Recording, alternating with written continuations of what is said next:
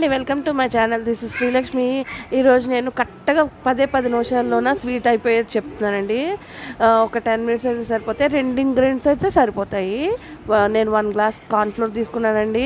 So cornflour and sugar అంతే సరిపోతాయి.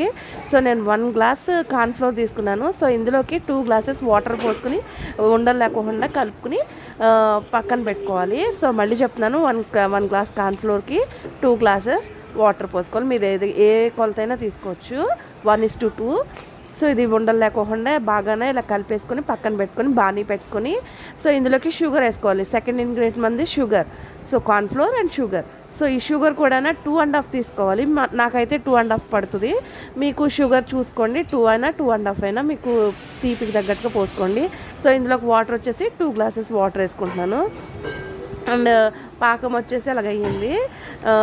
పాకం అంటే పాకం అక్కర్లేదు, జస్ట్ కరిగితే చాలండి. అందులో యాలక్కాయల పొడి వేసాను.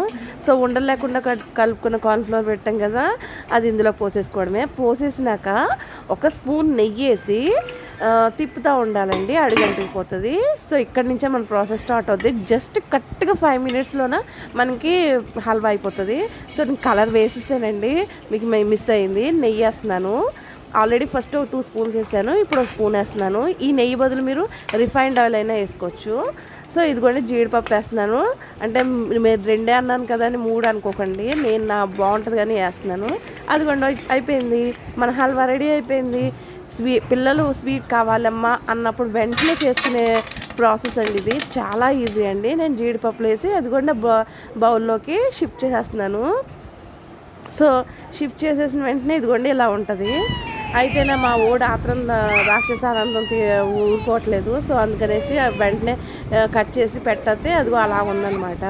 వాడు చూసారండి, ఈ స్కిన్ చేస్తున్నాడు. ఎంతైనా నా కొడుకు కదా, నా బుద్ధిలో వస్తాయి కదా, అది ఎలా ఊపుతున్నాడు చూసారా, బాగుందంట.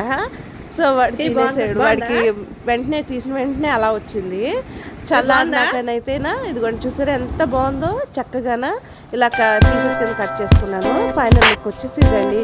బాయ్ అండి, హ్యావ్ ఎ గుడ్ డే. నచ్చింది అనుకుంటున్నాను. బాయ్.